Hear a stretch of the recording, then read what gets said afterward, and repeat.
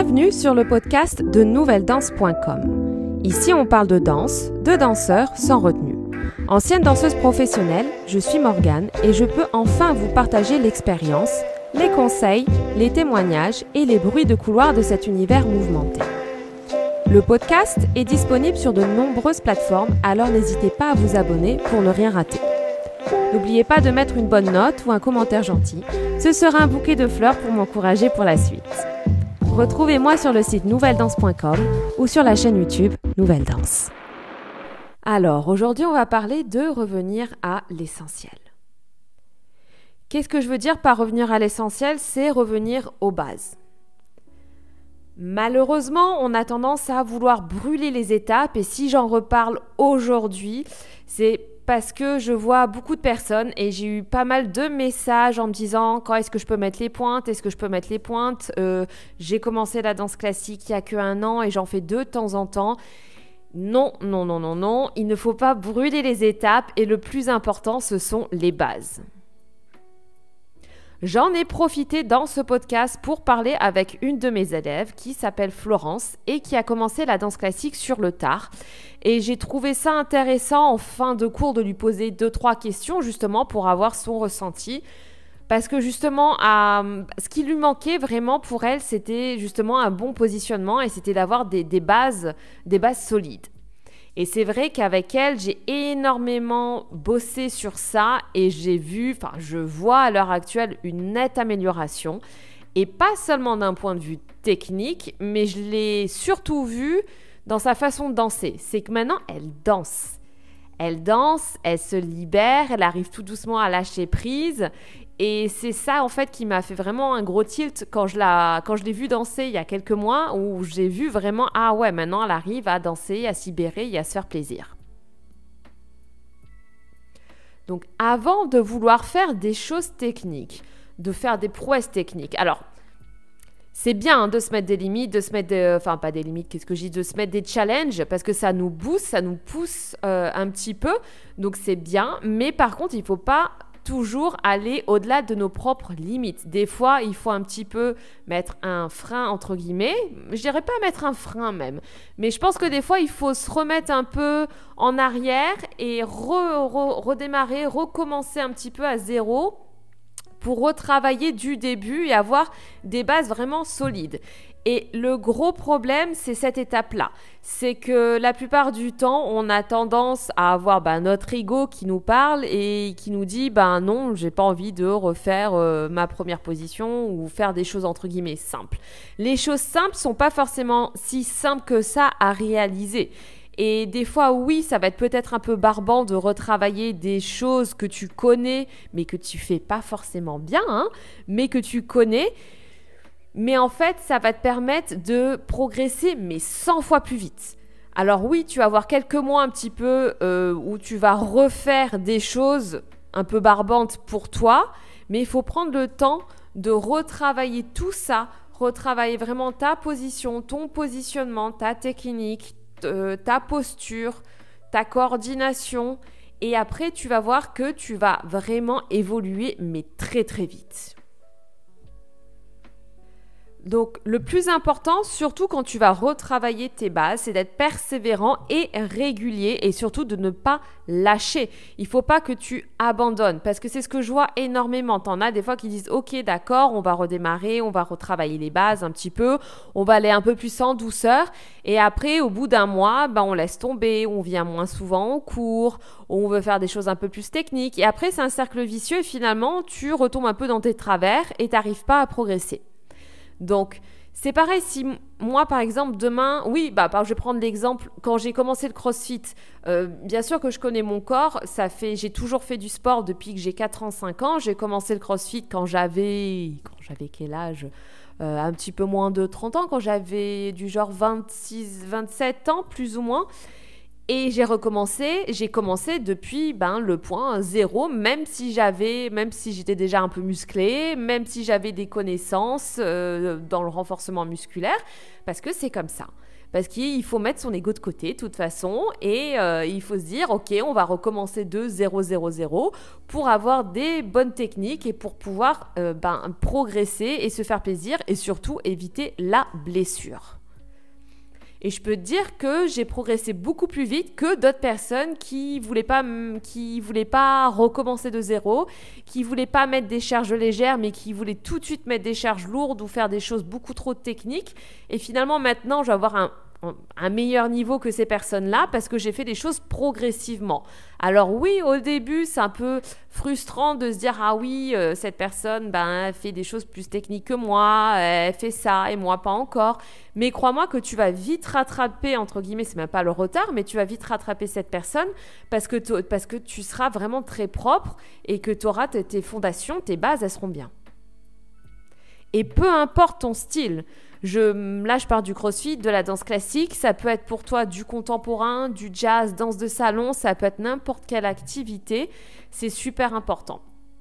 Et je vais prendre l'exemple d'un ami parce que moi je fais des cours de danse tous les mercredis pour moi. Je donne beaucoup de cours de danse, mais j'essaie quand même de garder ce petit rythme du mercredi où c'est mon moment, c'est mon cours de danse et je me mets en tant qu'élève et je pense que c'est important.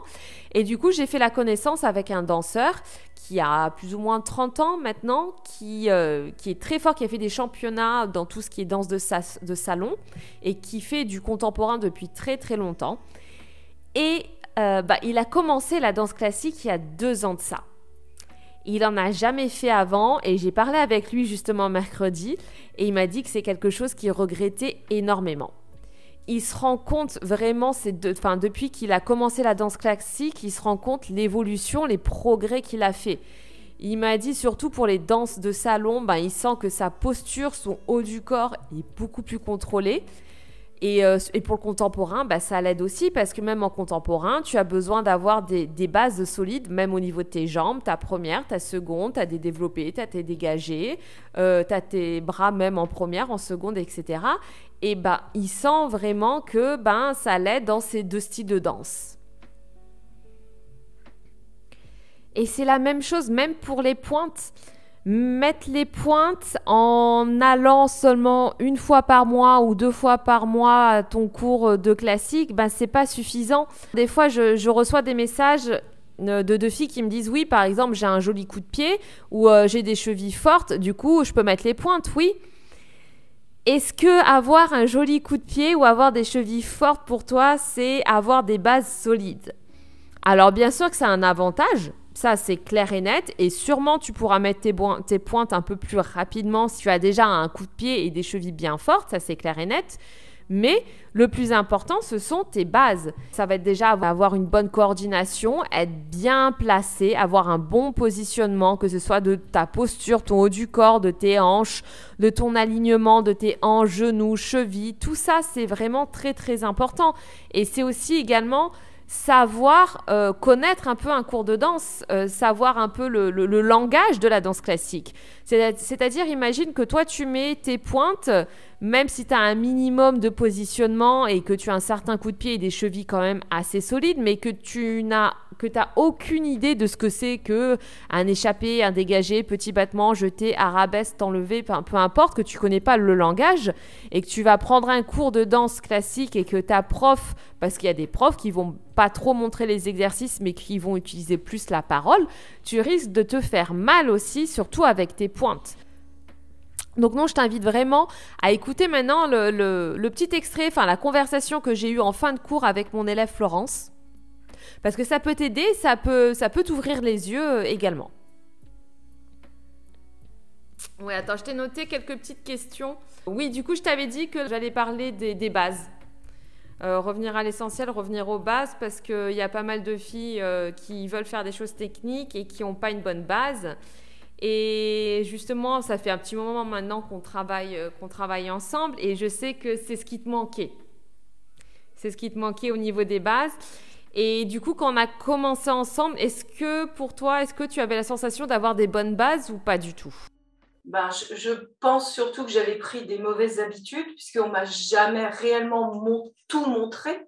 j'ai plutôt essayé de copier sur les autres filles, puisque j'ai commencé tard et dans un cours de filles qui savaient déjà danser.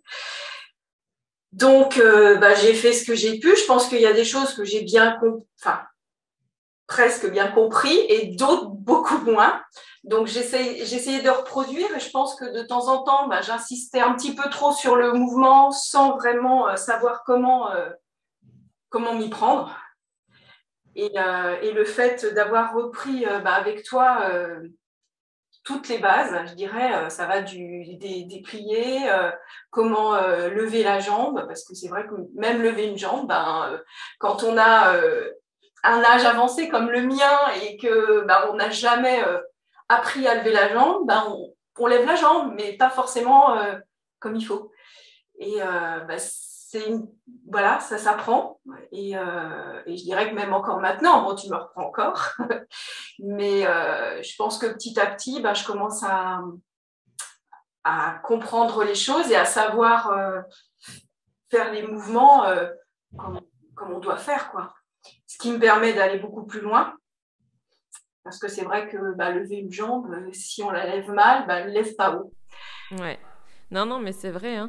Et justement, parce que je me souviens que déjà quand tu es venu ici pour le stage que j'avais organisé à Prague, je me souviens qu'on avait mis les pointes. Et est-ce que tu arrivais à monter sur pointe, justement, quand tu n'avais pas encore ces bases-là? Pas bien du tout. C'était pas monté. Enfin, j'étais sûre. Enfin, j'avais des pointes au pied.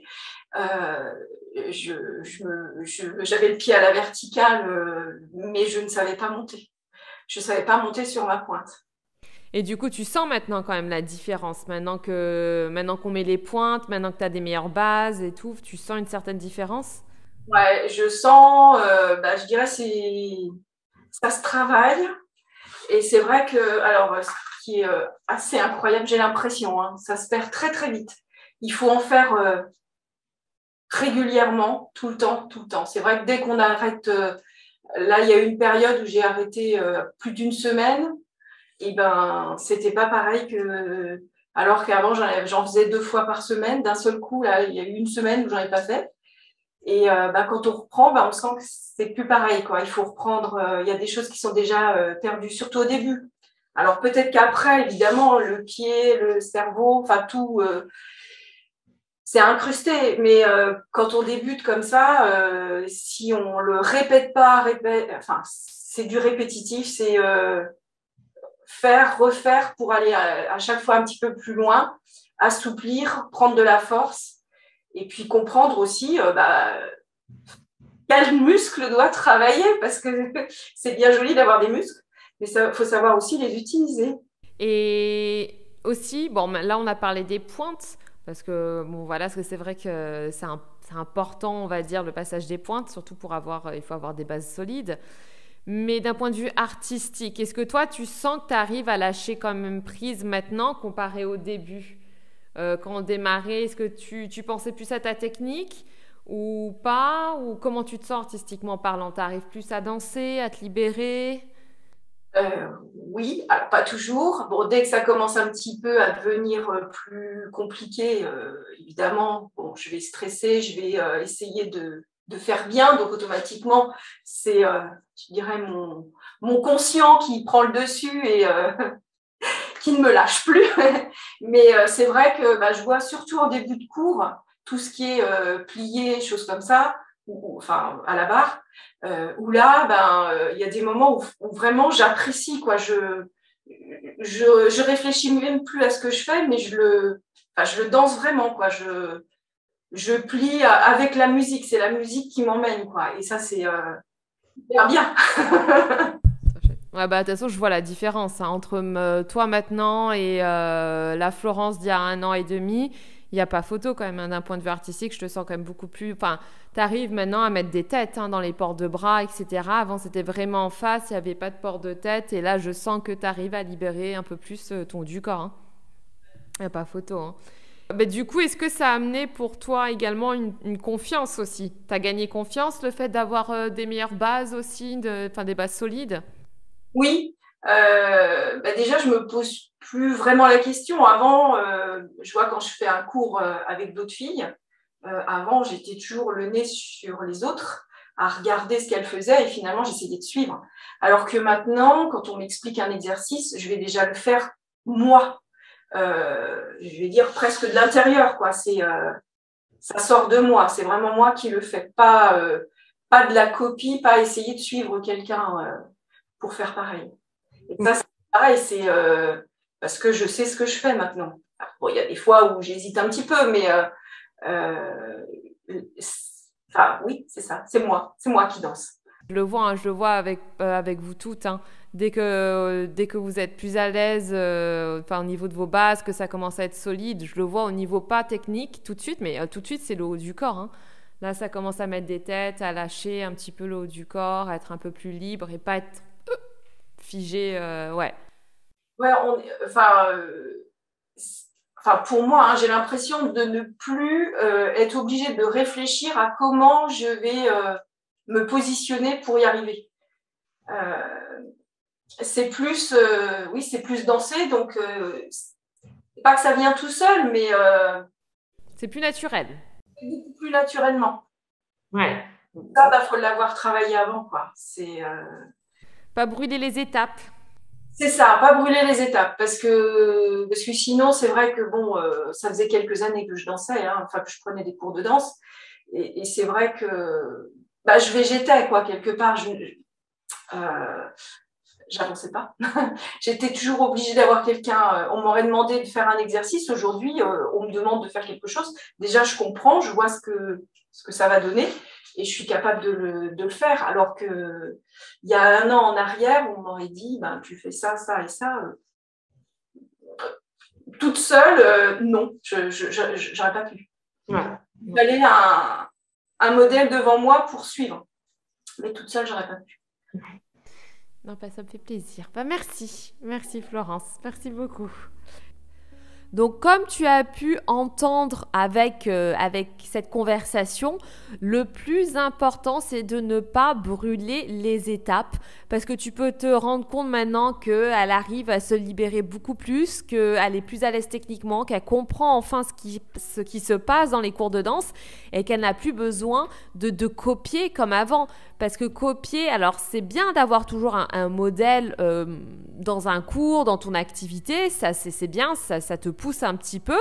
Mais par contre, des fois tu peux copier sur les mauvaises personnes, tu peux copier les mauvais mouvements, les mauvaises choses, les mauvaises habitudes. Et après, c'est très très très difficile à enlever les mauvaises habitudes.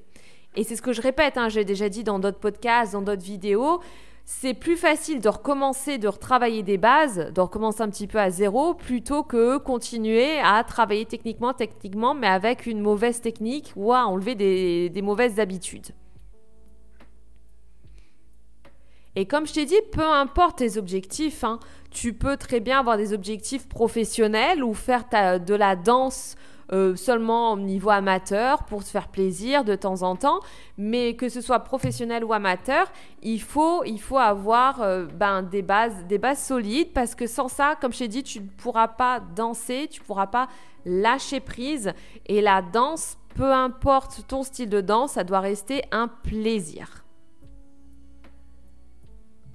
Et on a tous fait cette erreur de vouloir aller plus vite que la musique. Je l'ai fait aussi également quand j'étais plus jeune, à vouloir faire des choses un petit peu plus techniques. Et des fois, ma prof me disait non, t'es pas prête pour faire ça, on va faire ça. Même pour des pirouettes ou pour des exercices, non, tu vas pas faire ça, mais tu vas faire ça. Et c'est pas grave, il faut pas mal le prendre et se dire non, je suis nulle, je suis pas forte. Et comme je t'avais dit, je t'avais déjà parlé d'un exemple aussi une fois à l'école de danse. J'avais une copine qui avait un énorme coup de pied, mais impressionnant.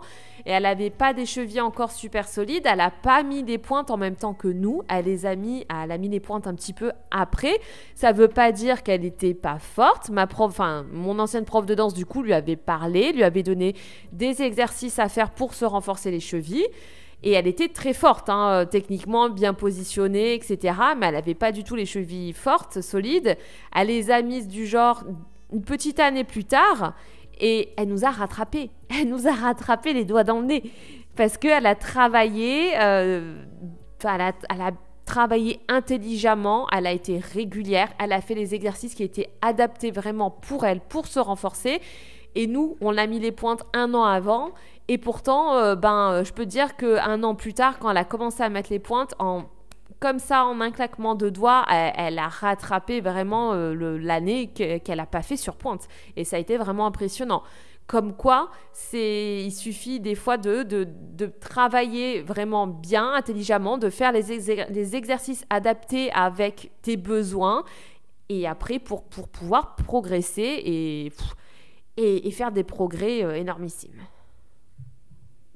Bon, en tout cas, j'espère que ces conseils, que ces petits exemples de vie et cette conversation t'a permis d'en apprendre plus et de relativiser sur ça. Passe une très bonne journée. N'oublie pas de t'abonner, partager et liker. Je te fais plein de gros bisous. Au revoir. Ciao. Bon, voilà, il est temps de faire sa révérence. Merci d'avoir partagé ce moment de danse et d'expérience. Le podcast est disponible sur de nombreuses plateformes, alors n'hésitez pas à vous abonner pour ne rien rater. N'oubliez pas de mettre une bonne note ou un commentaire gentil, ce sera un bouquet de fleurs pour m'encourager pour la suite. Retrouvez-moi sur le site nouvelledanse.com ou sur la chaîne YouTube Nouvelle Danse.